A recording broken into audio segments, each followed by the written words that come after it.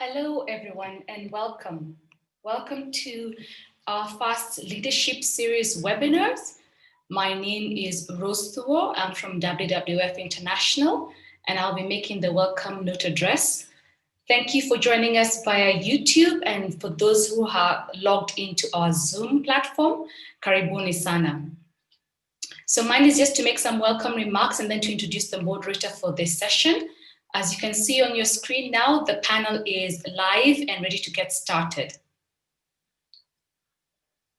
Deep gratitude to the Consortium of Conservation Organizations, including the Africa Biodiversity Collaborative Organization, which is the ABCG, IUCN, ACC, and BirdLife International, who have supported us in putting together this webinar series for today, which kicks off our year-long series of webinars. Deep appreciation to the Nature Conservancy and WWF for providing us with digital and technical support to be able to live stream this on YouTube. I am required also to inform you that we are recording this session, and the entire webinar will be recorded, both audio, video, and by text. We are live streaming via the ABCG YouTube channel, and we shall put that link on the text box for those of you who are joining us via Zoom. And please feel free to share that with your friends and your networks via email or text so that they may be able to jump onto this webinar. We are welcoming questions and comments via the text, the chat box on the Zoom line. We welcome questions and comments also via YouTube. There's a comment section of the YouTube channel. Please feel free to put in your questions there. And also we have a Q&A little tab at the bottom of your Zoom screen. There's a little box there written Q&A with two little speaker boxes. So if you click onto that, you can be able to put in your question directly to the panelist, and us as the host will be able to see that. All right. I would like now to introduce our moderator. She is the Executive Director of the Africa Conservation Center, Ms. Lucy Warrinji. She leads the organization, which is a Kenyan NGO dedicated to the conservation of diversity of life, for the well-being of people, of course, and the environment. They do this through collaborative application of scientific and indigenous people's knowledge, thereby improving our livelihoods, the livelihoods of the communities, and ensuring good governance therein. I would like to welcome Lucy to take over from here.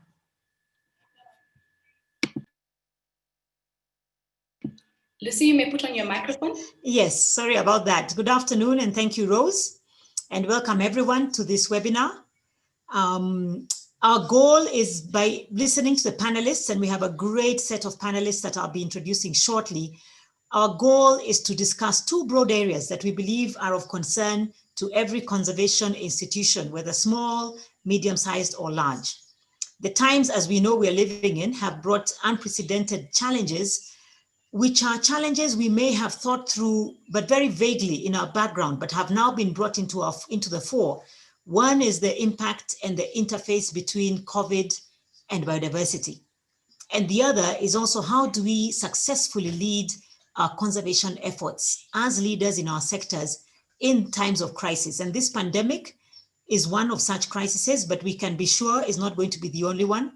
So we feel that the period we are in gives us a chance not only to reflect on what we are learning through this period, but also to project on how we are going to be able to build back better, both by understanding how the current pandemic has played out in relation to biodiversity and the resources of wildlife and habitats, but also from a leadership perspective, that as we lead in our sectors in a time of crisis like this, how do we go around the challenges around the cutback in funds, around restructuring operations, around reviewing the objectives of the programs and making sure we're not losing out on what we intended at the beginning of the programs we support.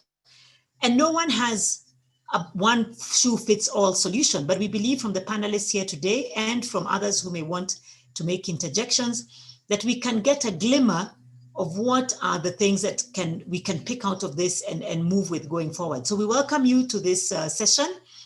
The session is divided in two parts.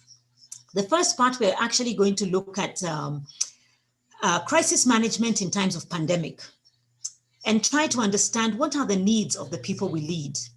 What are some of those stressful conditions that this has brought to the fore? What strategies should organizations put in place to lead in times like this? What changes can we pick from institutions represented here and elsewhere? What changes have people made that have made a difference? And what resources do we know are required or can we follow through on to help us through such a time? We believe that the insights shared here will help each of us, but we welcome you also through the chat to put forward not only your other insights that you may have, but also aspects that you would want us to discuss. We will then have a second section, and after the first section, we'll have some Q&A. We'll then have a second section looking at the links of COVID-19 with biodiversity, trying to understand how it has impacted operations, trying to understand the key lessons we draw out of this understanding, and also what is the current status of our biodiversity and how will future work look like. So I'd like to introduce to you our very able panel, and we have before us 4 panelists. And starting with the first session, we are going to have Mr. Mike, his name is Michael O'Brien Onyeka, and he's the Senior Vice President of Conservation International Africa. And Michael, together with Ademola Ajagbe, who is the Africa Director for BirdLife International, will be taking us through the first part on leadership through a crisis. The other 2 panelists who will speak later is Munira Bashir, who is the Director of the Kenya Program of the Nature Conservancy, and also Mr. Luther Boaz Ananku, who is the Regional Director for East and Southern Africa for IUCN. So welcome panelists, and I'll first hand over to Mike and to Ademola, and I believe Ademola, you will kick us off in the discussion around leadership in a crisis, and help us begin to understand what we need to wrap our heads around regarding programming, regarding staffing, and regarding strategies. Welcome, Ademola. Thank you very much, Lucy. Thanks for having me, and thanks to the organizer of this webinar, which is quite timely, I must say. So Mike and I will talk about the impact of the crisis or the COVID pandemic on staff and on operation and measures that we need to take to address them. First, to set the tone, we're dealing with existential crisis here. And this COVID-19 has brought us to a watershed in the history of leadership, more broadly speaking, in the sense that we have never faced this before. It's a very critical externality that we have to internalize in order for us to succeed as organization and as individuals, to put it very kindly. Now, looking at the pandemic in BirdLife International, we've been taking internal assessment on how can we handle the situation. But before I talk a little bit about how we're looking at this, I just want to shine a little light on something we're not noticing very well. It's very easy in this time and in this period to underestimate the crisis on our people and on our team, even on ourselves in some situation. One is about how the crisis or the pandemic is impacting on our lifestyle. If you look normal day, which is what we used to call the normal way of living, though now we are all adjusting to the new norm, the normal lifestyle involves going out in the morning or once in a while. We have some hustle and bustle as we go around our day. We meet with colleagues, we chat, we meet. Sometimes we have some challenges we have to confront. We go back home. And this helps us to have some level of sanity, to balance the sanity in our mind. But that's different today. Number one, we can move around. We can interact with family and friends, either after work or even during work, meeting with friends in the office or around. On top of that, we can move around the way we used to. This disruption is affecting normal way of life and is having psychological effect on people beyond what we're thinking about. In addition to that is the blurring line between work and life balance. I remember there was a day, I think that was in March or April, I was working at home and they had to bring my lunch to me where I was working. I just couldn't stand up because I was so busy. Same day, they had to bring back dinner to me as well, same location. Of course, that's not the way one should live a normal life, but it's becoming very challenging to strike a balance between work and life. Beyond that, we also have the psychological influence of bad news. More and more, we're hearing of deaths. We're hearing of confirmed cases of COVID-19. Before it used to be far off, now it's very close home. As we speak right now, we have almost 20 million confirmed cases and well over 700,000 confirmed deaths, globally speaking. Here in Nairobi, Kenya, where I am and where most of us are based, the lot of confirmed cases, you can tell of one loved one or friend that is affected in one way or the other.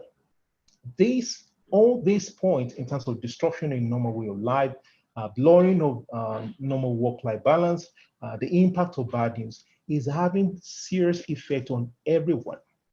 And when I say everyone, I mean everyone, creating what I call anxiety, fear, and also sense of insecurity. And naturally speaking, the tendency is to flight in terms of we want to let up instead of fighting in sense of adapting to the situation.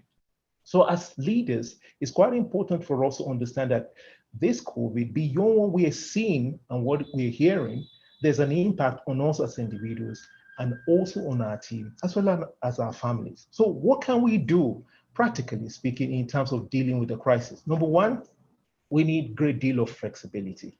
We need to recalibrate how we do our work. And this might call for unlearning what we've known, relearning new things, and learning as well new approaches in terms of how we need to deliver the work we're leading on. Very important is to be very transparent to our team. In some organizations, there might be need to apply some cost cutting measures. We need to be as clear and as transparent as possible with our team. Correlated to that is communication and feedback. This is very key. And in Berlin, our CEO, Patricia Zurita, instituted this early on in terms of having regular meetings with staff and giving feedback in terms of how people feeling. We really need to feel the pulse because the pressure is not only on us, but on our people. Next to that is how do we manage expectations? And here I'm talking about expectation with staff. Some of the priorities we set for this year or for years to come may not be attainable the way we are structured them. We might need to move things around a little bit. Same for donors. We might need to adjust with our donors in terms of going to donors to have bilateral conversation to say, look, we are facing big crisis, which you know about. How can we move things around? Next is also looking at our partners, because most of the organizations represented here and even watching either live on YouTube or through the Zoom webinar, we have partners we're dealing with, and it's quite important to manage expectation with our partners. But in addition to that is to encourage approaches that will help all of us to cope with the crisis. And this applies both to us and our team. One is about finding our true source of strength and joy. Tell you what, there's a lot of pressure on people. If you check in the news, there is increase in the cases of gender-based violence at home. People are under stress. And the point is we need to find ways of getting our joy and our true strength back. Another thing is how to communicate to our team how they can take control of their time and of their life. This might mean adjusting a little bit, finding the breathing space, just to take a breather and say, okay, how can things be done differently? Because it's not about how we used to do things, but how can we adjust to the new norm in order to thrive into the future? And on that point, I also like to have the importance of creating time for adventure. I tell you, it's really key for us to take a break and find our mojo. Because with all the crises surrounding us, we really need to think within, get inspired, reflect, and move forward. Now, I'll talk a little bit, just the last section of what I want to share with us in this fourth segment is how can we manage crisis as organizations, especially in this time of COVID-19. First, we need to understand the impact of COVID-19. The world today is dealing with the health crisis, which is the first part. But there is also the big elephant in the room that we need to be aware of, which is the economic crisis. And that will start to pan out very clearly in no distant future. And once we're able to manage or stabilize with the health crisis, we begin to see slump in economy. Already some countries are predicting single-digit slump in their GDP, but in most African countries, it's almost guaranteed that we're going to be having double-digit slump in economy. So what do we do in the conservation sector, knowing that the wheels on which our program and priority run is money or resources, finances, and knowing that there will be a lot of divestment of already confirmed funding or commitments to other humanitarian causes, how can we thrive into the future? But even before thriving into the future, how can we cope in the now? One is we need to assess the impact of the crisis on key work areas. We did this internally within BirdLife, and I'll talk about three main key work areas. One is people, the second one is program, the third one is partner. And I've talked a little bit about the people side. The program is what we prioritize. How will the pandemic affect our priorities? Are there ways we need to recalibrate our plans to find new trajectory to achieve the same result? Because there's nothing like one single approach. There are many approaches, and one of the lessons that the pandemic is teaching us is how we can do things differently. The other one is about partners, and I think I spoke a little bit about that already. So talking about planning, one is we need to think of what we need to do in the now in terms of short-term plan. What do we need to do in the near future, which is the medium-term plan, and also in the long term? How can we have all this adjustment? And tell you what, we do need perfect plans in crisis. We just need plans that are simple, nimble, we can move with very quickly because time is of the essence. If we get bogged too much in crisis, we'll just get messed up in solving problems. Rather, we need to look ahead on how we can thrive into the future. The other thing we need to embrace ourselves with is change. Change has come and is permanent. We need to embrace that reality that this is permanent. This is not about I get vaccine, things go back to normal. The clarion call here is we need to change the way we work. We may have set priorities in some direction. How do we adjust our plans and our work? The truth is the pandemic is eroding the opportunities that we used to thrive on. However, it's also unleashing new opportunities because in every adversity is the seed of equivalent advantage. So we got to look within to say, what are the opportunities in this crisis that we can leverage, that we can capitalize on in order to thrive into the future? And for us to do that, the last point I would like to make is we must aim to win. This is not a battle to lose because it starts with the mind. We've got to resolve in our mind that we are going to win this crisis. Together, we can win this crisis. And we need our team, everyone joining hands together. And for us to do that, we need one thing. We need to apply what I call adaptive leadership. That is to have a critical plan of coping in the now and thriving into the future. Meaning we need to look at solutions to the current crisis we're facing right now. And we also need to look into the future in terms of what should be the focus in the near future, what should be the funding direction we should be targeting, and what factors do we need to bear in mind as we plan into the future. Thank you very much. Thank you. Thank you, Ademola, for very insightful, very practical reflections on where we are at a people level, at a program level with our partners, and very useful tips on the things that we all need to look into. And I'd like all of us to hold our questions. By hold questions, I mean if you have questions, put them in the Q&A. And I'm going to invite Michael O'Brien Onyeka from Conservation International, who's going to further unpack this whole issue on crisis, leadership through crisis, looking at what are those strategies that institutions can embrace. What resources will leadership require? And what does that contingency planning look like? Welcome, Michael. Thank you, Lucy, and fellow panelists. Good day, everyone who is joining in. Good morning, good afternoon, good evening, depending where you are joining in from. I feel very opportune. I'm very glad to be here. I think, like Ademola said, this is a very timely conversation we are having.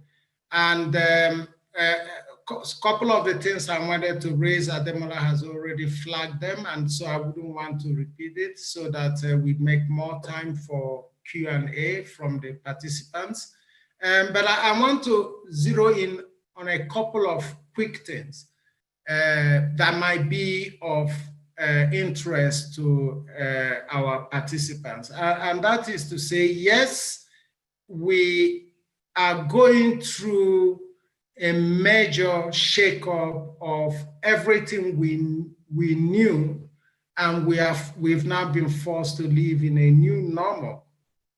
That is true, but it's also true that in order to keep on moving, because that is very intuitive to the human nature, to keep on finding new ideas and keep on moving. In order to do that, we need to adjust a lot, like Ademola said, the things that we've known before. So my departure points are based premise on a couple of things. The first one is that this pandemic is a classic case of, there is this thing a former government official in the US said at a time, that there are known knowns and there are things we now know we know, and that there are known unknowns, which means there are things we now know we don't know. And the third one is that there are unknown unknowns, which is to say there are things we do not know we don't know. And that is very true with COVID-19. There are aspects of it that we are familiar with. We are still scientists, governments, everybody, all the experts are grappling to get their heads around it. There are certain things we've been able to figure out, but there is still a lot more that are simply unknown. And therefore, from an organizational perspective, you start thinking, what if? What's the worst case scenario that could happen? And that's exactly what happened at Conservation International, which I'm privileged to be the head for Africa. We started looking at a couple of things because we didn't know how long this pandemic would last, what would be the depth and breadth or the level of disruption. Would it last for 2 years or 6 months? Or more than that, what will happen to funding, what will happen to our staff and our partners and all the projects we're doing. So our first instinct was to secure the great things we believe and we are passionate and committed around: conserving critical ecosystems, supporting communities to improve their well-being while still securing and protecting ecosystems across Africa. And to be able to do that, we thought we needed to do some quick things internally. And one of the first things we did was to say, we didn't know whether our funding would dry up or not, but we knew what we knew. We knew how much we had at hand and how long that could go. So one of the first things we did in Conservation International is that the leadership across the world, not just in Africa, the senior leadership of CI took a pay cut between 5% to 30%. And that was done voluntarily, primarily to ensure that we don't end up laying off our staff, particularly those on the ground, the boots on the ground.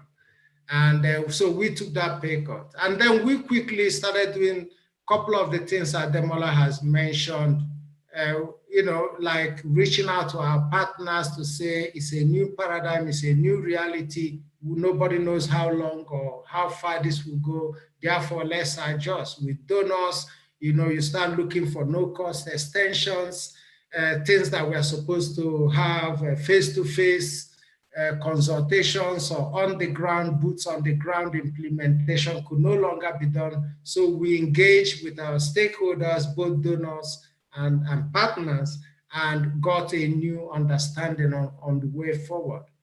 But also something Ademola mentioned was the consideration of the impact, not just on the external folks, but internally on our staff. Because at the end of the day, our staff are part of the human race. They live in communities, they live somewhere, they have loved ones and friends. And of course, everybody was, is understandably nervous, not knowing what tomorrow will bring. People are hearing their friends or distant relatives have passed away, unfortunately.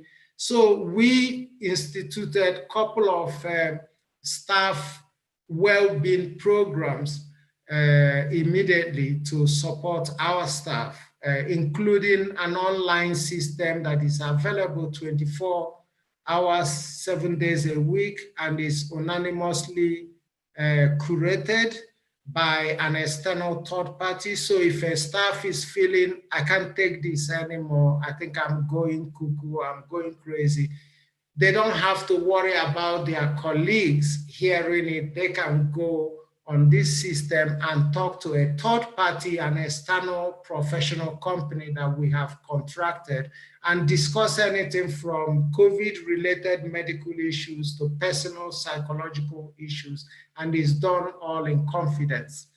And they will get professional guidance and advice, and we cover that cost. And I think that was a tremendous thing, has been a big boost to our staff.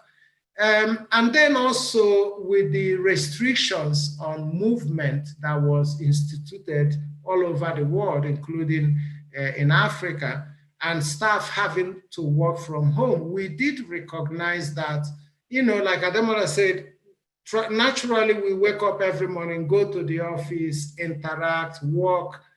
There's a lot to be said about our life-work balance, but that was the norm. You wake up, you go to the office, you come back in the evening. And here we are 1 month, 2 months, 3 months, and we are all working from home. People were missing out that interaction with their colleagues, and it could impact on people differently. Some people who are on their own, single people, might take it slightly different than people who have families and kids, for example, at home. And each one has its own positive and negative side. Like me, I have 2 little kids of 3 and 7, and it's great. I've never spent so much time like I'm spending right now with them, but it also makes my working from home difficult because they don't understand. All they know is that Daddy is around, he's at home, so it's time to play, it's time to do stuff.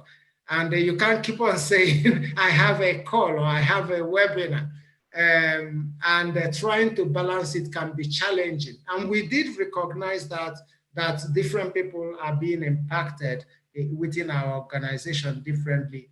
And we started having at least every week the gathering of 4 staff, regardless of where they are, through online town hall, so that not to talk programmatically in most of the cases, but just to discuss how you are coping with COVID, how you are feeling, share your anxieties, and bounce ideas with your peers. And that congregation has helped psychologically, I believe, for our staff. So we've done a lot of things. And we keep on tweaking and keep on looking at other ways of improving staff morale, and also externally improving the relationships and the well-being of our partners on the ground. The last thing I wanted to touch on is this issue that the moderator Lucy flagged, and which is the issue of contingency. That's another thing we did, not immediately now, but which we did before, that has come in to help us as an organization right now. So way before COVID, I believe about 2 or 2.5 years ago, we were all sitting pretty. Our funding, our programs were growing massively, as they still keep on growing now. But myself and my leadership team in Africa said, wait a second, let's put on our black thinking hat and say, and this was 2.5 years ago, and say, what if in a worst case scenario, something dramatic happens? I mean, none of us was thinking about COVID, but anything could happen that immediately and suddenly dries up our funding streams and our ability to continue to operate at the level we were operating 2.5 years ago. And of course, we wouldn't want to completely shut down our programs in different countries in Africa because we believe that our presence and the work we do are very important. So what if that happens? How could we, the matching instruction we gave each other to go out and think and come back was, in such a worst case scenario, and we want to maintain our presence where we are and continue as much as possible our programs, what would we need to do? So in a nutshell, we came back, finally came up with a 5 graded system, or call it condition 1 to 5. Condition 1 is when everything is great and normal and we operate business as usual, and then it starts getting worse from 2 all the way to 5. And for each category, we design some level of contingency. So to give you an example, at condition 4, between condition 3 and 4, my position as the Africa head of CI would disappear. I would be made redundant so that the on-the-ground programs will continue. They will stay till the end of condition 5. That was the strategy or the plan. And we started eliminating positions, unfortunately, as things get worse, including my position. And believe me, it's not an easy thing to ask ourselves as humans to do, to consider a situation where you lose your job in the interest of just keep on doing what is great on the ground, and not about us, but about the work we are doing. But we managed to pull that off, and we packed it 2.5 years ago. And then December, January, COVID started. And then we dusted that off and looked at it and said, oh, we are still in condition 1, and we are still in condition 1 as I am speaking to you right now. But at least we do have contingencies if, unfortunately, things start getting worse than it is. So I really want to flag that it's very critical for organizations to think along similar lines. And I know we do it, it's not rocket science, because for every project we implement, we do contingency plans of worst case scenarios on those projects. But what we haven't been doing as the norm is to do institutional contingency planning. And I will strongly urge and advise folks to seriously consider that, because definitely this will not be the last pandemic. It wouldn't be the last massive shakeup we will experience in our history as a species. We don't know what the ones that will come tomorrow or next 10 years would look like. So it's always great to prepare. Lastly, in as much as this is a crisis, it has shaken us to our foundations, let us remember what the Chinese or Mandarin perception on crisis is, because it gives me a lot of hope. So for those who are familiar with Mandarin or Chinese, the Chinese philosophy or perspective on crisis is defined in 2 Mandarin words, wei and zhe. Wei loosely translates to yes, it's a challenge, and zhe loosely translates to an opportunity. So Warrinji, we are at that Warrinji moment across the world. It is a challenge because it's definitely a crisis, but like Ademola says, it also presents a huge scope for us to take advantage of some of the opportunities that arises. Thank you very much. Thank you, Michael.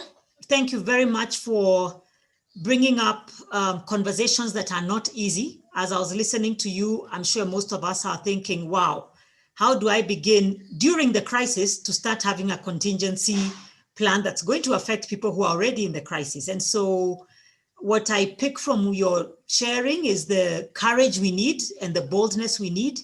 I know for most of us in the African continent, it's akin to planning when you will die. And most of us do not like planning what happens to other things that must go on when we die.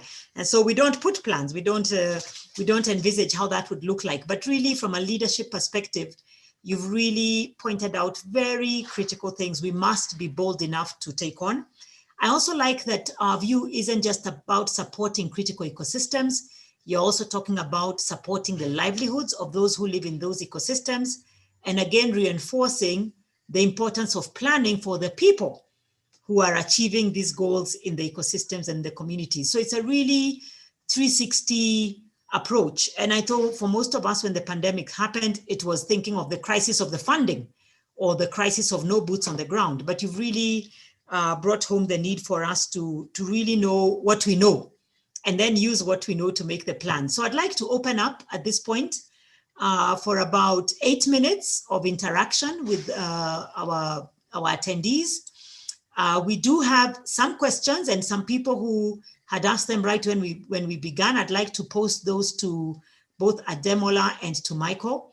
One is from Nick Gore, who's saying, how does COVID affect everyday people like me and my friend Joe Mama? And I think a lot of what Ademola spoke about is the everyday impacts, which we had not earlier acknowledged, but are definitely happening at a psychological level, at a coping level, and also at a planning level. And I'll have you maybe, if you would like to add a few more words to that comment, Ademola, to respond to it. But let me read the other question from Lynn Kimmel, who says, during times of crisis, frequently there is an increase in human biodiversity conflicts. Please describe the conflicts you're facing, how they're impacting your organization, and how you're addressing these conflicts, mainly around natural resources and human-wildlife conflict. I believe that will be covered to some extent in the second half of our presentations, which is the impact of COVID-19 and biodiversity. So Lynn, if you'll allow me, we can park that, but we can start with the first question from Nick. How is this affecting everyday people? And maybe between Ademola and Mike, you can add to this. But also if you'd like to have a reflection on some of the impacts on critical ecosystem work that we are all passionate about, you could do that. Now, if anyone else has a question, we can add that to this discussion. So maybe take those two, and then I have two other questions. If you take a minute or two, I have two other questions that you can then address. Thank you. Yeah. Great, thanks for that question, Lucy. I can chime in, and Mike can also had his thoughts in terms of how does the pandemic affect our day-to-day life. I think that's been well established early on, in the sense that the COVID-19 is affecting everybody. And maybe the other thing I would like to say in terms of describing how it's affecting everyone is, at the beginning, we thought it was only affecting adults. But I tell you, the impact is even more severe on children because they can do their normal life. Go about their normal life. We're all social beings. For us as adults, we're even able to manage and cope with the problems we're facing or cover it up. For children, it's even more severe. And mind you, part of life for children is playing. Most of the children can play with their friends and folks, which is a big challenge. But back to the point, I think the first thing we need to realize is understanding that this pandemic is affecting everyone, including ourselves. And try to understand the magnitude of the impact on our day-to-day life. Because if we can have honest assessment of what is happening to us, it becomes very, very challenging to manage the crisis. Just like Peter Drucker said, what you can measure, you can't manage. So it starts with understanding the impact on us. And we can look at different areas of our life, our work, family life, our social life. It just take time to reflect. It's very difficult to do this because this is something that most of us may have never done before, but it's about time we paused and do self-reflection. Say, look, what's happening to me? How am I dealing with this crisis? And I'll give you a practical example. I realized that Monday to Friday for me are usually well planned. In fact, I can tell you the sequence of my week without opening my calendar. Mentally, I'm fixed Monday to Friday. And Saturday, I try to relax a little bit just to catch up with things in the family front. Then I realized that after a couple of weeks, I was feeling a sense of frustration because I come to the end of Saturday and there's that sense of, what have you achieved today? It took me a while to say, something is happening here. I'm not paying attention. And that self-reflection helped me to recalibrate how I spend my day. That even though it's relaxed, I need to have a clear idea of what are the key building blocks or the big rocks in terms of what I want to achieve, apart from, of course, catching up with the on front and paying attention to upfront more closely over the weekend. So that's just an example.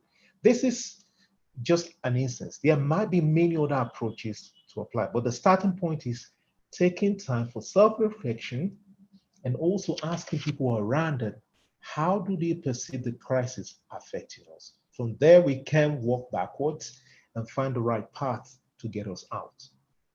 Thank you. Thank you, Ademola. Would you want to add something there, Michael? Yes, I will keep it short, but I'm seeing lots of questions. Some of them you've highlighted, and there is the question about human-wildlife conflict. There is the question about diversion of funds for health, and there is a specific question for me about how can small organizations plan the kind of, nightmare scenario contingency without causing unnecessary panic. Because if you remember, I said we did this two and a half years ago. And I will try to take them very, very quickly. I'm very conscious of time. And say, on the ones about contingency planning, it boils down to leadership, trust, and transparency. It's not something you issue as an executive order because you're the CEO. It will never work. It will just drive people insane. It's something that you engage in an open way, and it has to be historic transparency. You can't be a dictatorial, non-transformative leader and then suddenly say, I want to work on contingency. People would think, there is something behind it. He's not saying giving us the whole picture. So I know I'm laughing about it, but it's very important to have transparency, equity in the leadership structure that allows all staff, regardless, be the cleaner in the office, the tea person, the project officer, or the senior director or vice president, everybody is equally important and must be engaged. Secondly, we were very clear about why we were doing this. It wasn't because, again, going back to our transparency, everybody knew the financial health of the organization. So there was no question that we were in trouble when we started doing this. And I think that allowed people to, it was like a game that you could one day apply, but it was a game that was taken serious. That's another way to look at it. And that brings me to the fundamental thing I wanted to raise, which is that there is a big distinction between planning in a crisis and planning for a crisis. It's always better to plan for a crisis because all things equal, you are sitting pretty like we were 2.5 years ago. So there was no imperative to plan for a worst case scenario. It allows for that inclusivity and open mind to adopt it. Planning in a crisis, most likely you end up making knee-jerk reactions because you are panicking. People are already super anxious. People are already over the hill in terms of panic, and it's not the best time to plan. It is the best time to activate your crisis plan you have done when things were good, but not the best time to start planning. But if you find yourself in that situation, you just have to do it. It's not, I'm just saying it's not the best. And then lastly, quickly on the human-wildlife conflict or defunding and shifting money, what I want to say is that there has always been human-wildlife biodiversity conflict, because the fact of the matter is that, especially in the continent where we live, a lot of people in this continent still live below the poverty line or are struggling on hovering on the poverty line. And to a lot of people, the quick, easy, rich resource they have is nature, either to get firewood or to get bushmeat as a source of protein and so on. So there would always be that conflict. And that is why it behoves on us to ensure that the conservation programs we implement on the ground has people and the improvement of human well-being at the center, while still deriving conservation outcomes and biodiversity outcomes. We can't segregate them, we can't separate them, because you can't have a thriving ecosystem when people living in and around that ecosystem are struggling or starving. It's not just going, it's nonsensical in my view. So it has to be an integrated way. Similarly, drawing from the same correlation, I think the period or the time when we operated solely as a development organization like the Oxfams or the ActionAid, or conservation organizations like IUCN, TNC, CI, BirdLife, or public health organizations like Pathfinder International, that period has gone. One thing that COVID has shown us is that you cannot have a thriving public health system when critical ecosystems are being destroyed, because it introduces zoonotic diseases to human life. So once wildlife trafficking continues to thrive, forest devastation continues at a high rate, ocean pollution and all those, humans would not be safe health-wise. So actually, rather than defunding, what we are seeing from Conservation International is the increasing move by donors to try to integrate conservation, public health, and human well-being together. And I think it's a great thing. It's a great opportunity that COVID has openly shown that you can't segregate those issues, that they need to converge for the greater good. Thank you very much. Thank you, Mike. Excellent wrap up and a great segue to our next section, which is actually looking at these very interactions, because Corona has really revealed to us the strong interconnection between ecosystem health and human well-being.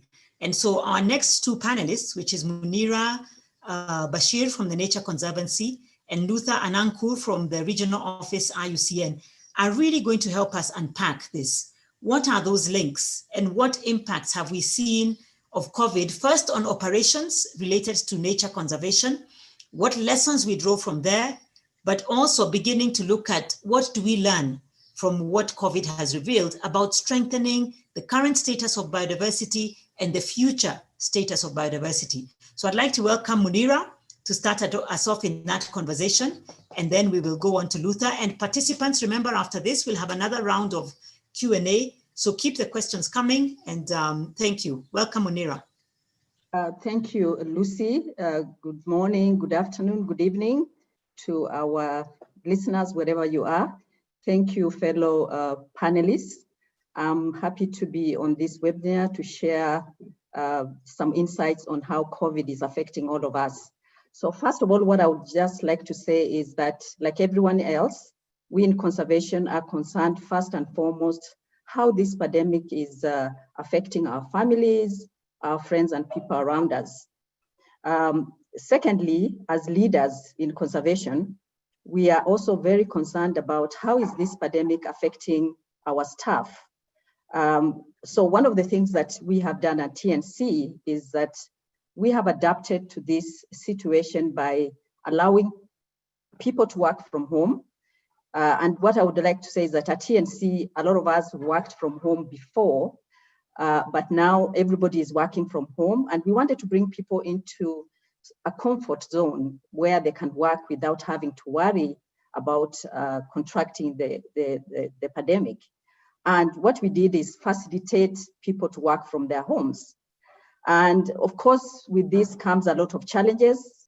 People are complaining that now we are working more hours because everybody knows that you're at home, there's nowhere you're going.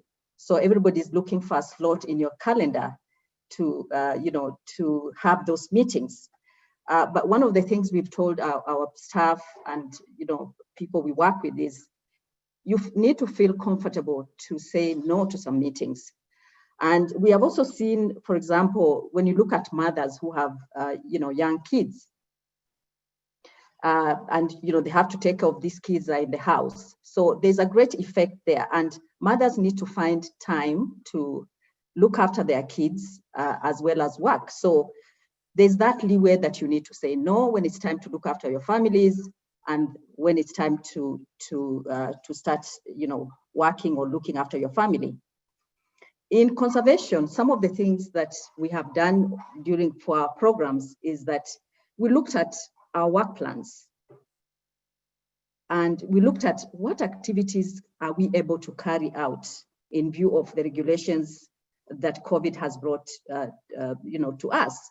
And some of these activities involved, we work with partners, involved getting communities together, 100 people into gatherings and meeting. So we had to be innovative. So one of the things we did is look at our work plans and say, and our targets and say, what are some of the things that we can postpone and wait to see how the situation evolves. So we adjusted our work plans in terms of providing either more time to complete the programs or postponing some of them until we look at how the situation will play, to a future date.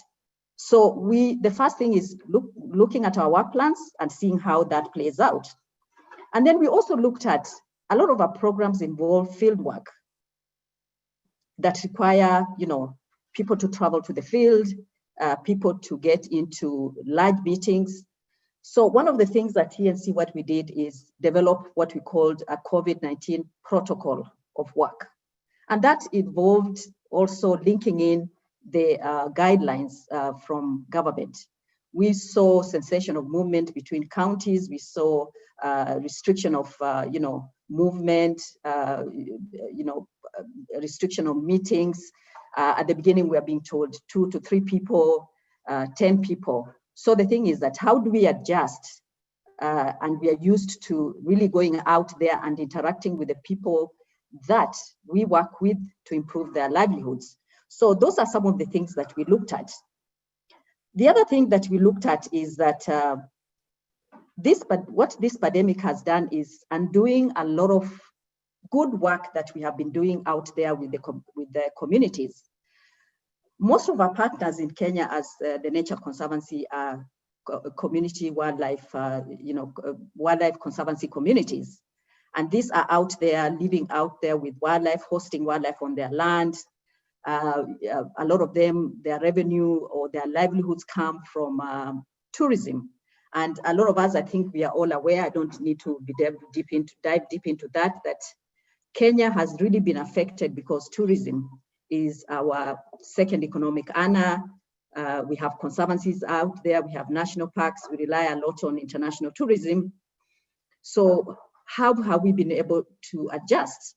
And working very closely with government and with the Kenya Wildlife Conservancies Association, we've seen the government really stepping in. And I think I want to applaud the government here to really have stepped in and come up with a package, a stimulus package to help conservation. And mainly a package to help the community out there in terms of, paying salaries for the boots on the ground, because the revenue from tourism that pays their salaries was not coming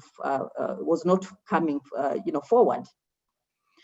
The other thing that we have seen that I would like to mention is adapting to, education in terms of, courses in conservation. a lot of us are used to, if you're going for a course, it's an in-person course, you're interacting with your lecturer. But now we have had to adapt to online.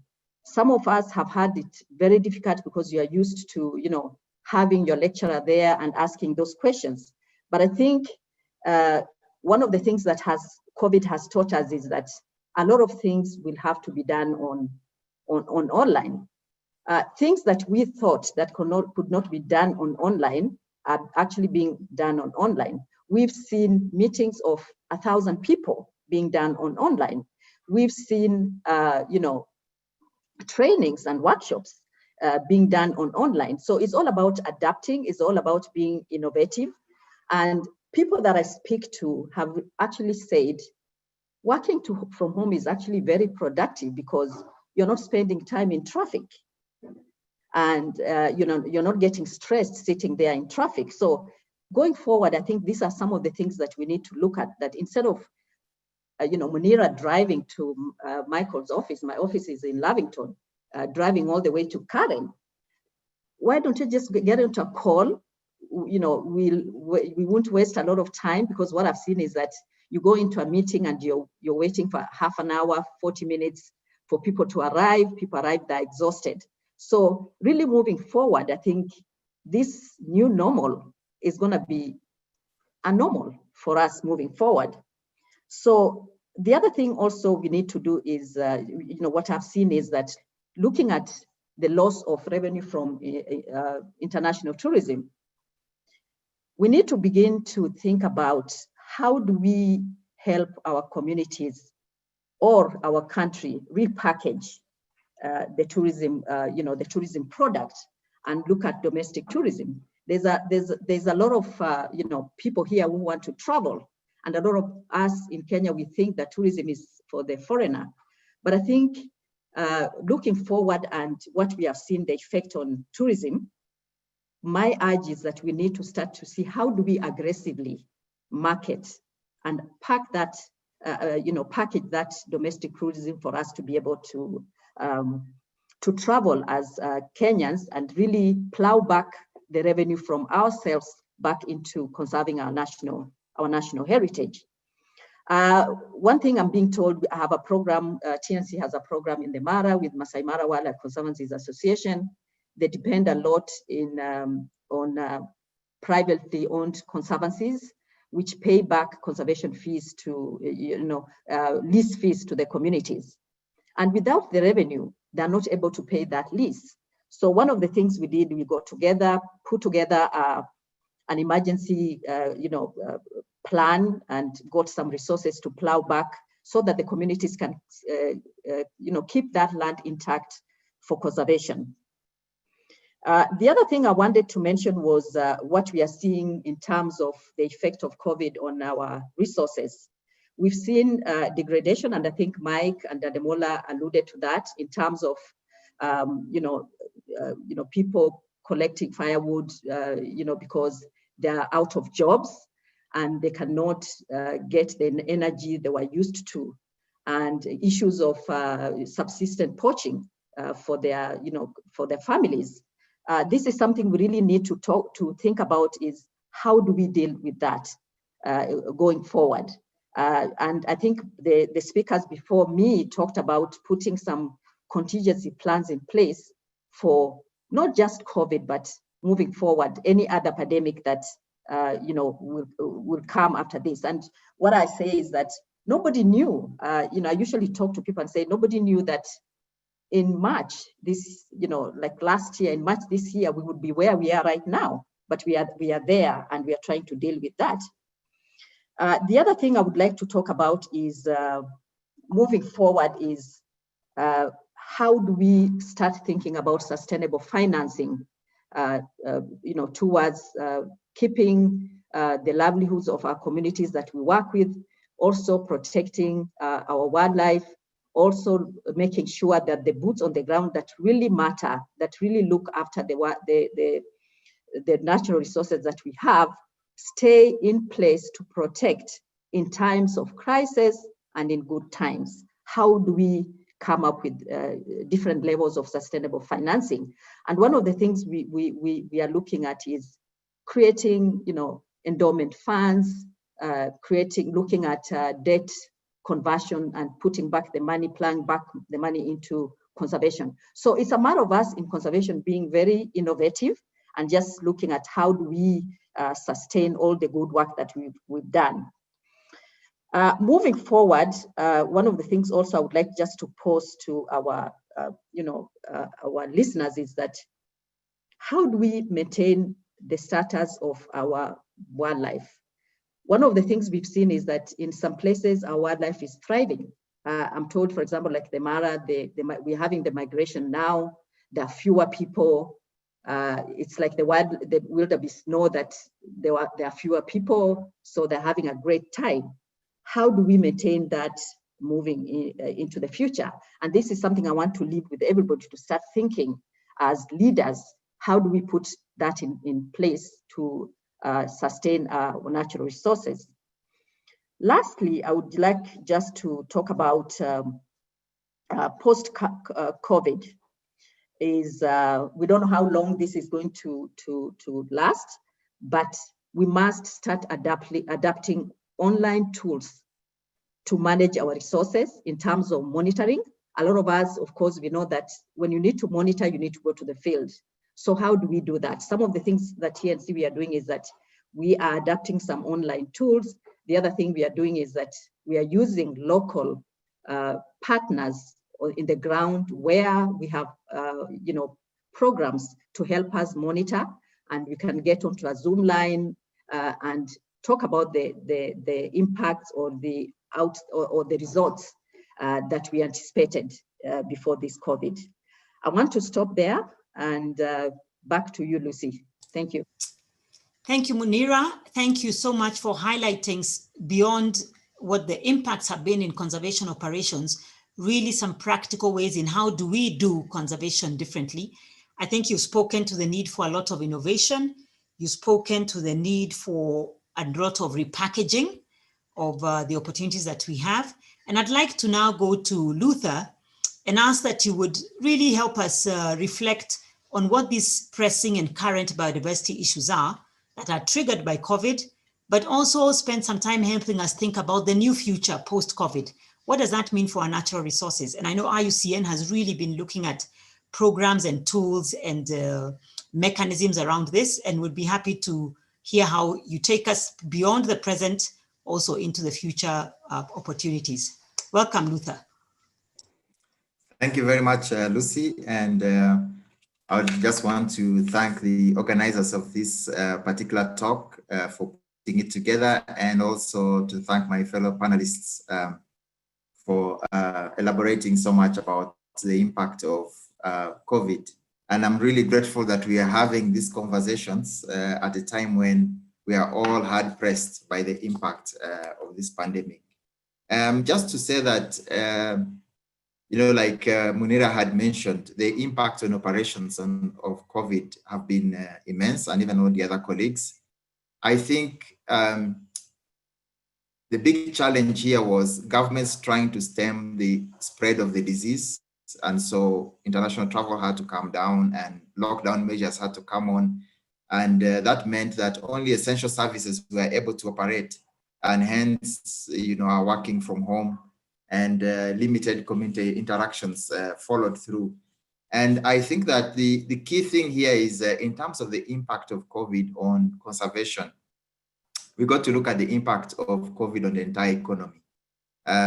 Because then we notice there's very reduced foreign investments, limited remittances, reduced foreign aid. And we have already read lots of reports that are projecting huge cut downs of GDP. Actually, the GDP is supposed to contract by about 4%. So as governments are facing reductions in tax revenues, we're already experiencing severe budget deficits. And this definitely means that the funding from government to conservation is greatly limited. And we just immediately saw within the first few months a direct reduction in resources for basic operations especially parks were greatly affected, or protected areas, where they could not even pay the basics such as salaries. And we have also noticed that reduced funding constrains the ability of conservation practitioners to manage protected areas and other conservation landscapes. So various conservation organizations have been greatly impacted, and this was already mentioned earlier by earlier colleagues. And this has affected the number of staff that can be on the ground, or even the purchase of some essential supplies. And this is already affecting our conservation work negatively. I just want to say that even as we moved working online, which we are now calling the new normal, the community conservation efforts have been negatively affected, because most of that work happens through regular meetings and interactions, collaboration of different stakeholders, and that has really, really gone down. We did, at the beginning of this whole pandemic, we did an assessment to find out how much of IUCN's work can continue online and how much would not be able to proceed, because it did require regular meetings, it did require interactions on the ground. And we found that 53% of our work could be done online, and the rest was work which was done at community level and could not proceed. So most of this is certainly support. I imagine with various organizations doing this kind of assessments, you'll find that this is compromising the conservation of Africa's immensely valuable wildlife and wildlands. So this crisis is such a storm. We have had reduced funding. We have also had restrictions on operations, and an elevated human threats to nature, which I'll be talking about shortly. In terms of some of the key lessons that we've learned through this period and in the way we do conservation, I just want to talk about two. One of them is that the current business model of funding conservation is inadequate, if it's not even flawed. You see, COVID-19 is exposing these fundamental shortcomings. For example, I mean, we just can't look at three streams of funding for conservation. One of them is government. If you look at the baseline funding for conservation from African governments, it is very inadequate. That we're talking about budget allocations to conservation, it's extremely inadequate. And we also recognize that certainly governments, I think Michael had talked about this, governments struggle with high poverty rates and tackling issues of poverty. And so that means basically that conserving biodiversity alone will take a second place, or it will be deprioritized. So that's a big struggle in terms of funding from governments. The other bit is, if you look at aid, again, aid has been useful and for short-term and ad hoc funding, maybe from philanthropists, but this is unsustainable and is insecure. As you can notice, immediately we got this shock, that funding, most of it has actually been cut down. And then Munira talked about tourism revenue, which has been affected. And again, tourism, of course, is a promising, but it's an insufficient source of funding for conservation. And COVID-19 is showing that over-reliance on tourism to support conservation creates vulnerability. And very few governments actually have a fund, a reserve fund from tourism revenues that are put aside to take care of shocks such as this. We've been used over the decades to having direct receipt and direct consumption of all these revenues and not building back. The second lesson is on the position of conservation. We need to position conservation in the right place of the national economy and national development. We have to recognize that African economies depend considerably on ecosystem services, but this is not totally linked with the development plans or even the development efforts that are going on. They seem to be seen in parallel. Conservation is seen in parallel to development. But it is about time now, like Michael had mentioned, even in terms of the links between the organizations, it's time now that we create a closer link between these two, between conservation and development. One, we do need to quantify the value of the natural assets and ecosystems and ecosystem services and incorporate this into the national budgeting, but also planning processes that will recognize natural resources as natural resource use. This will help to reinforce the value of conservation. The other thing is that we need to position protected areas in the broader landscapes as hubs for local development, service provision, and even disaster relief. At this point in time, as you can imagine, most of the disaster or even stimulus packages are not necessarily linked with protected areas. But this needs to be, protected areas should be seen not in isolation, but actually as a part of a broader landscape. And of course, we have to engage local people as key stakeholders in conservation, which is a very important and missing aspect most of the time. And as conservation organizations, I think it's about time that we start working together with development specialists in order to create visible support for community, for strengthening community livelihoods. I know that as conservation agencies, we may not be well placed to tackle things such as livestock, crop production, or even other forms of livelihoods in communities. But there are organizations which have developed decades of experience in those areas. We just need to collaborate and work together and actually build and earn public backing for conservation, because stronger communities will also mean stronger conservation.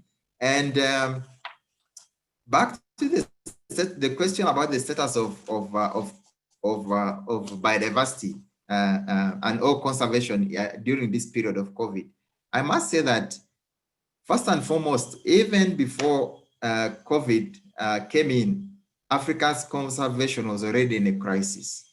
We were already in a crisis because, and this is by the way, despite the impressive political commitment that has been there, but nonetheless, the conservation status has been in crisis even before COVID.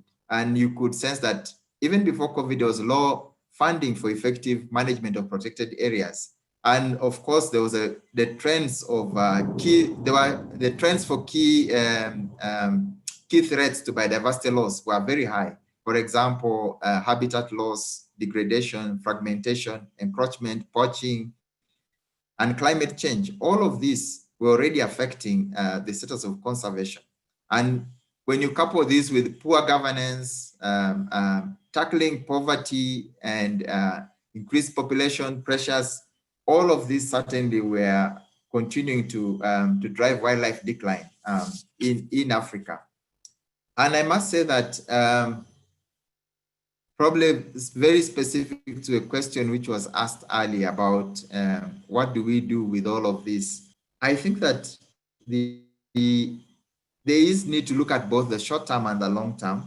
In the short term, certainly a lot of effort is going towards governments putting emphasis on health and humanitarian crisis. And I think that was a question which was asked. A lot of funding is shifting towards those areas. But while the focus is going to those areas, I think we need to take a longer term perspective in terms of planning and supporting our governments to think that way. Because in the medium and long term, we certainly will be depending on these natural resources and ecosystems for strengthening our livelihoods. And that must be taken into consideration. Otherwise, we certainly will keep struggling. The other bit is governments will certainly need to safeguard wild habitats from encroachment. And this would help to tackle not only just the issue of reducing habitat loss, but also reducing tackling the key root of the cause for emerging zoonotic diseases. I think it was mentioned earlier that this is not going to be the last pandemic. And one of the things that we need to do is certainly to look at ways in which we reduce or lessen the future pandemic risks that come from zoonotic diseases.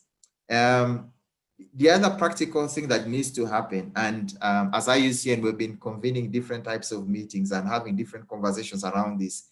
But certainly it's about time that donors set up, unite and set up an emergency fund for struggling wildlife authorities, communities and private landowners and conservation organizations. And at this point in time, we just do have very small amounts of funds which have been put aside to respond in an emergency way. to conservation areas. For example, for IUCN, if you went to our website, you'll find that there's a call for proposals by a program called Biopower. There's another one called SOS. There's another one called Rapid Grants. These are just small grants to try and mitigate the immediate challenges that organizations could be facing, and especially wildlife authorities. But that's not enough. We're noticing that there is need for donors to actually come together and put a sizable fund. Studies are showing that we could need up to about $1 trillion to just keep the conservation efforts moving forward in Africa. And so that would be quite important. There would also be another aspect that governments can do. I think as we're talking about building back and building back better, we do need to, governments would need to provide some tax breaks, especially to the tourism sector, if it is to pick up.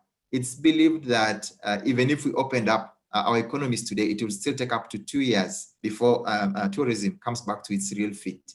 And I think that incentives such as those of getting tax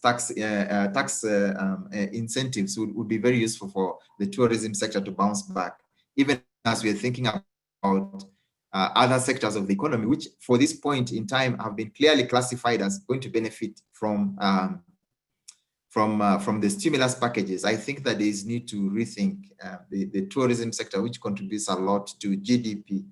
And then lastly, I just want to say that there should be a look at the regulations and specifically looking at improving regulations and enforcing existing laws.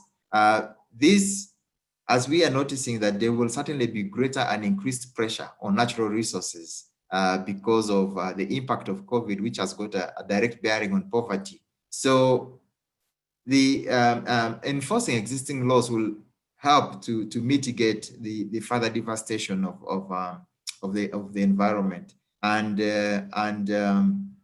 lastly, I just want to mention that there are elements of trade, and this is a kind of a contentious area, but there is unsustainable and dangerous trade. That's basically illegal trade that's going on that needs to be curbed, but also without necessarily stamping out the efforts of safe and legal wildlife trade.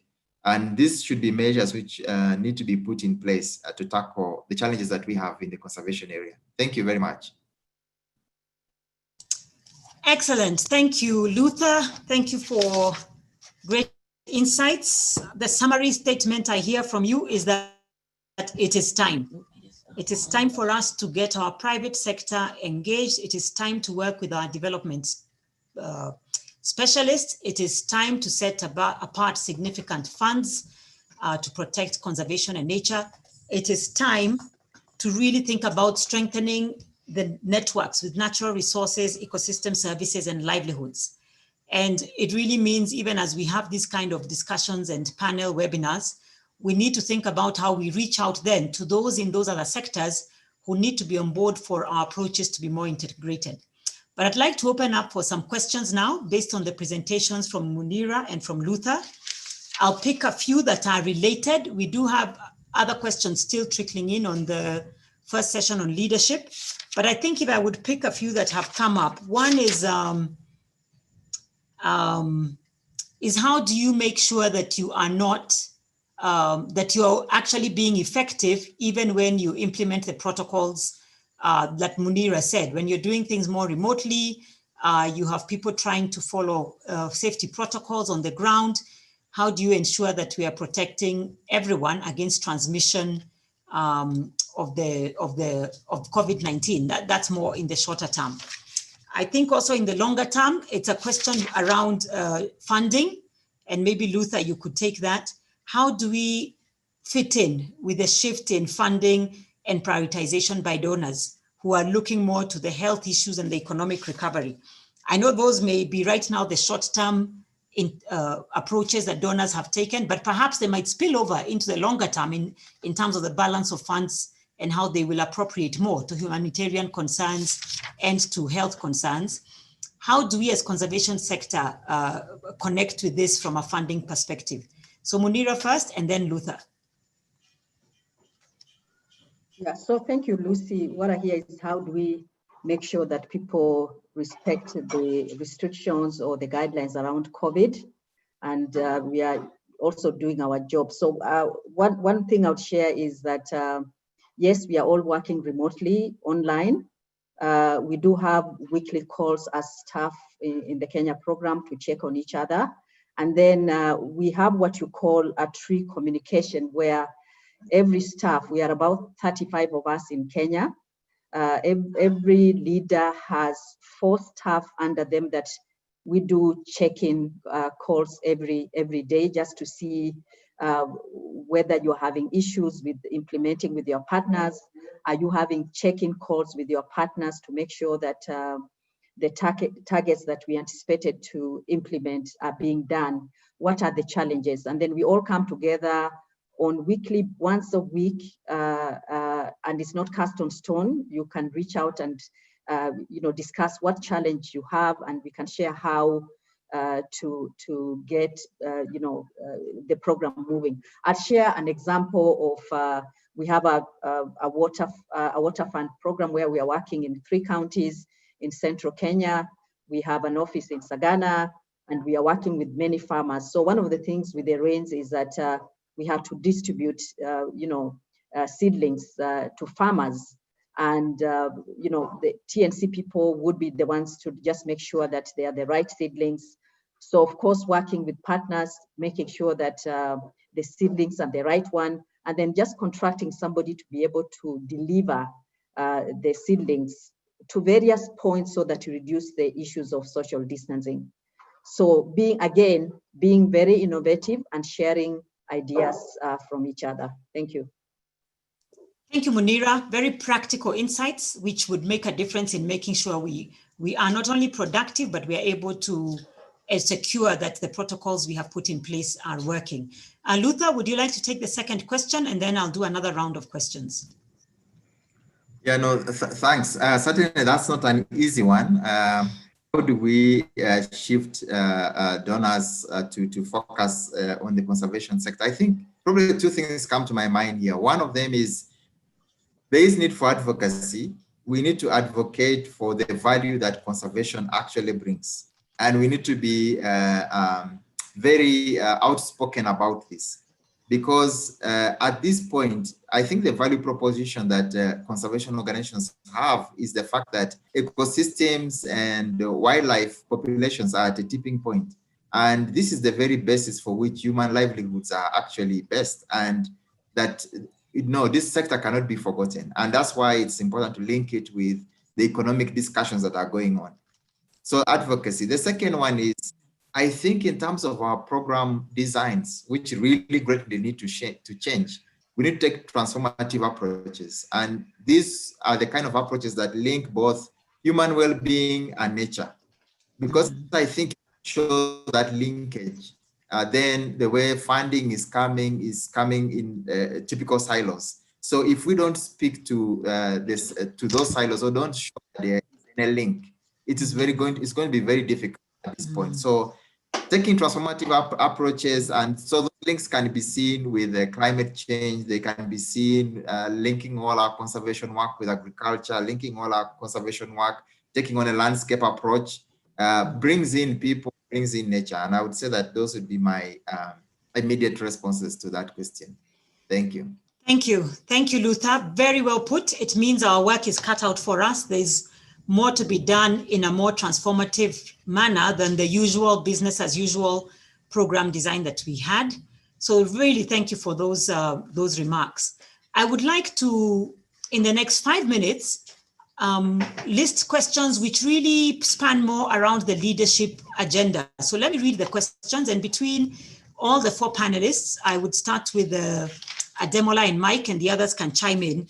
Questions that had come up, and I had summarized them, that really relate to creating effective conservation institutions.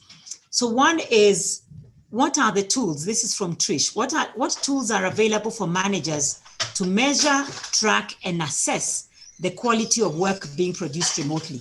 So we've all accepted the new normal, or the future normal, being a lot of remote working. But what tools are there to measure, track, and assess? And there was a similar question about how do we know that people are effectively delivering when they're working from home. So it's really in terms of how we're operating, and I'm sure we will all benefit from your reflections on that. And then the second set of questions, which might fit in with probably for Mike, if you're a startup level conservation NGO starting up during this crisis, what advice would you give? You know, you've given us advice on scenarios of those of us who are already operating, but what about those who are just starting up? What advice would you give? And also a question around leadership, which might fit more with Ademola based on the psychological assessments you had done. How do you as a leader remain strategic and yet remain engaged and connected with your staff? Like, you know, Munira has said they do daily check-in with the staff. How do you remain connected, strategic at the higher level, yet you're able to be empathetic and intimate with the issues your staff are going through, and yet remain balanced and sane, retain your sanity? How do you as a leader? So as we think about the outer world, the ecosystems, as we think about the communities, what about you as a leader? How do you create that balance? So I'd like to put out those questions, and we can take them in the order of the questions for the ones who would be responding. And I know soon after that, we'll have to bring this to a wrap, but please go for it. Great. Thanks for that. A lot of insightful questions, I must say, Lucy. So very quickly, in terms of tools that can be applied in this current scenario, in terms of measuring or assessing performance remotely. I don't think there is one cap fit all. It's quite important to understand that whatever tool we are applying has to take into consideration care and candor. Care and candor in the sense that people are still dealing with the crisis at varying level. Perhaps some of the team members are already out of the crisis situation and really on top of their game. Many may not be able to do that because we're not only talking about our individual staff. We should understand the fact that when we have people in our team, these are whole human beings. Whole human beings in the sense that they have families, they have friends, they have loved ones, and they may be having their own personal crisis on top of the pandemic we're having right now, which may play out in how they perform at work. So that has to be carefully managed. But in terms of how we can manage performance, I think it's quite important to first set targets in terms of what needs to be achieved. Second to that is how can we manage expectation? For some people, again, we might need to reduce the bar. For some, we keep the bar where it is. For others, we may need to adjust. But the key point here is how to have very participative consultation, dialogue with our team to understand what they are going through and how they can adjust their work based on their performance that can be tracked over time. And the other point is about how do we remain strategic, and it comes to planning. It's planning in the sense that right now, because of the crisis, we're chasing a moving target, meaning the problem we're dealing with today may quickly morph very into other shapes, form, and manner that we need to deal with. We have to create that space as leaders so that we can apply adaptive leadership such that we're not entangled completely in solving crisis or solving problem, but creating the headspace to be able to plan and future-proof our organization. I tell you, the buck starts with the leaders. So we have to keep at the fore. What will the organization do into tomorrow? How do we thrive into the future? And how can we do that? We need to set, we need to have clear plan in terms of what do we need to do in the medium term, in the near term, and in the long term. And we also need to have milestones that we can use to track ourselves.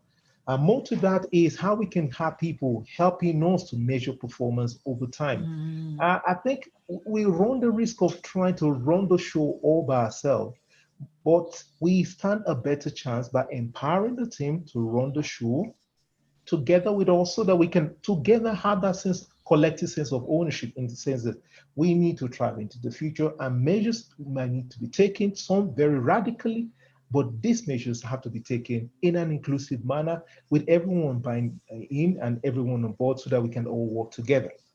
Thank you. Thank you, Luther. Thank you, Ademola. Who's taking the next? Yes, go ahead. If I may, I really like the question about how you can ensure that staff working remotely are doing what you agreed they should do and that they are delivering. I find that quite interesting, because one of the things, again, that COVID has shown is that the old norm of almost 18th, 19th century clocking into the office, you come in at 8:30 or 9 and you watch the time and you leave at 5, is thrown out of the window. A lot of us have historically said that that's really nonsensical, because there's no point having somebody sitting in the office for 4 hours. If their heart is not there, they're not going to produce anything. So if you want to hang out in Mombasa or Seychelles and do your work, why should it be a problem? So, but what COVID has done is that it has forced that paradigm across the board. So, which brings me to a bigger issue, and that is the issue not about the staff's personality or the staff's behavior. It's about the context in which people work in. So what I'm getting to is that, to the person who asked the question, and it's a very valid question, changing people's behavior if required is not about changing people. It's actually about changing the context in which they operate, so that even if they are in El Salvador and your office is in Nairobi, they will still do the work as agreed. So, which takes us to a bigger thing about organizational development. Maybe this is something, another topic we can discuss in a webinar about institutional organizational setup.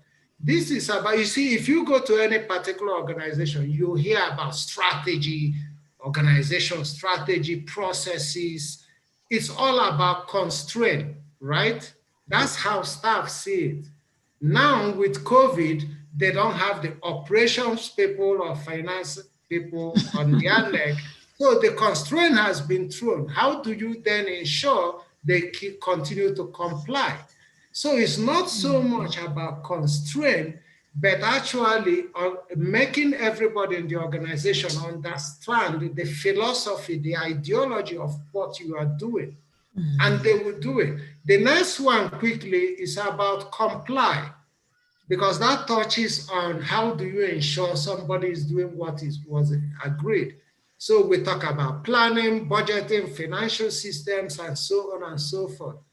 Sometimes in many places, staff don't understand them. They see it, oh, I need to comply. Oh, just my manager wants to comply. Now they are at home. How do you ensure? It's less about complying, more about building discipline, self-discipline in the staff, so that wherever they are, they can do it. The third one, and I'm coming to the end, is about control. Now, if you need to watch the clock, who comes in at 9, who at 5, that is control. Like I say, it doesn't mean they are giving you anything. In CI, we have extremely flexible work policy. I really don't care when you come into the office, when you leave, when you want to work from home, even in the best of time, when you want to work from the beach. What we look at is the agreed deliverables. And if you want to deliver it from Iceland, that's your business, really. So it's about less of control, more of support. No. What do you give as an organization, as a manager, so that your staff can deliver? And last one, and I will shut up, is about contract. Why do people stay in your organization if they really don't want to stay there? What's so contractual about it? Or should we rather be working on trust? You trust somebody that no matter where they are in the world, as long as they carry that mental card that says, I am a member of BirdLife, or I'm a member of IUCN or Conservation International, there is that trust that they will behave at certain ethical standard in terms of doing what they say they will, and so on. So let's invest more on on stretch rather than strategy, self-discipline rather than on complying, on support rather than control, and in building trust rather than pushing contract. Thank you. Wow. Wow, that sounds like a book you need to write. Thank you, Michael. Thank you, Michael. Yes, Luther. Yeah, no, thanks. I mean, these are interesting questions, but I want to say that the work, the place, where we work now has really greatly changed. Oh, it's going to change. There were some things which were in the working, for example, policies on flexible working that were in an organization, but they were being implemented piecemeal. This is going to affect the implementation of those. And with that, there is also going to be a development of ways of monitoring people.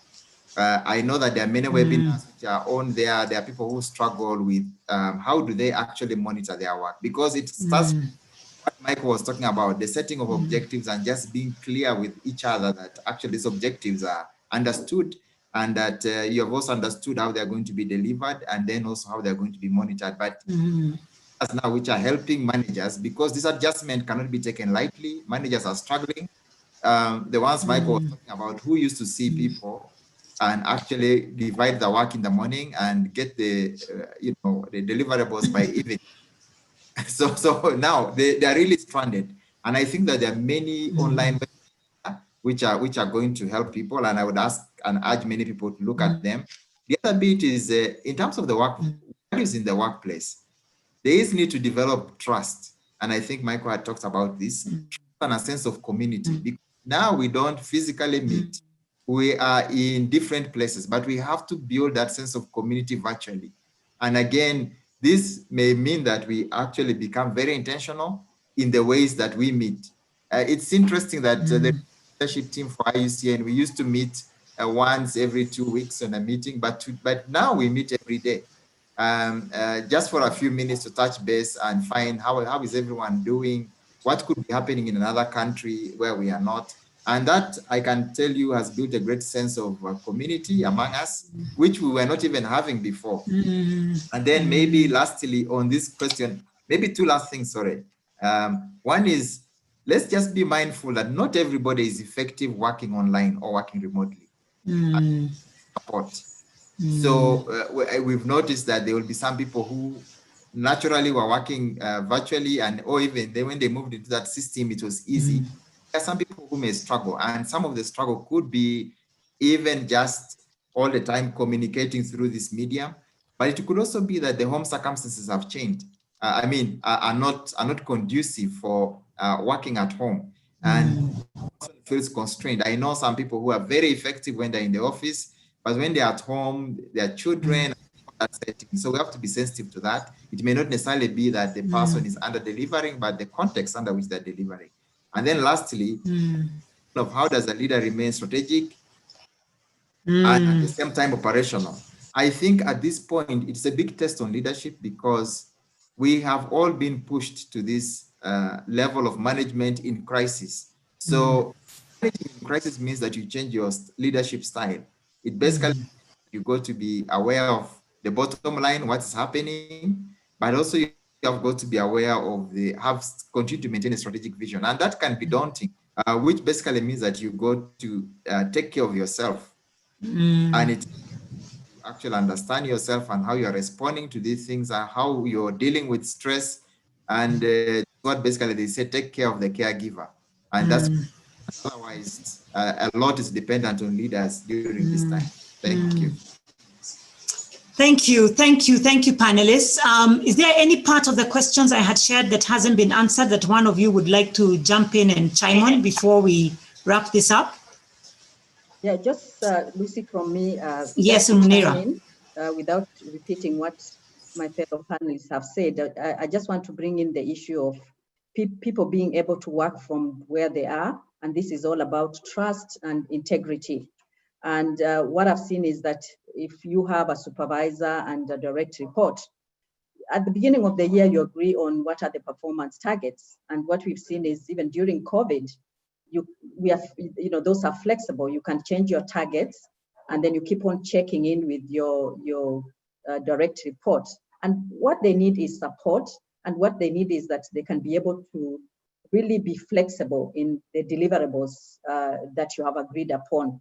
So somebody asked, how do you really make sure that somebody is working? And for me, the simple answer here is it's all about trust and integrity, and you also being able to say, yes, you love your job and you're going to deliver what is supposed to be delivered.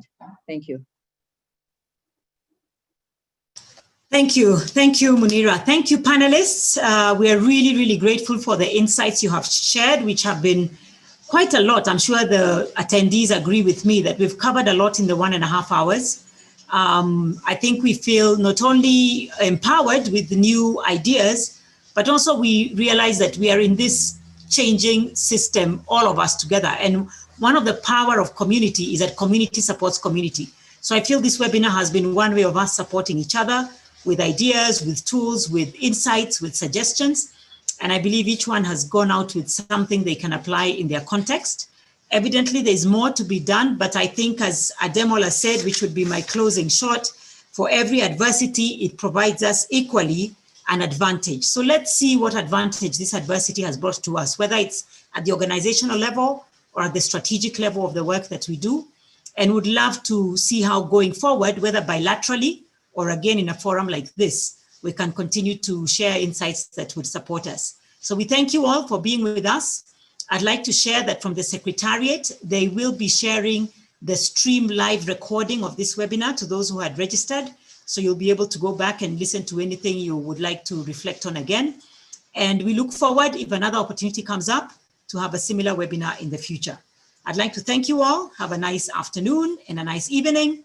And if there's nothing else from Rose, I think it's a wrap and we can call it a day. Okay, thank you. Thank you, everyone. Well done, panelists. Great insights, great presentation. Asante. Yes, thank you. Asante sana. Yeah. Thank you.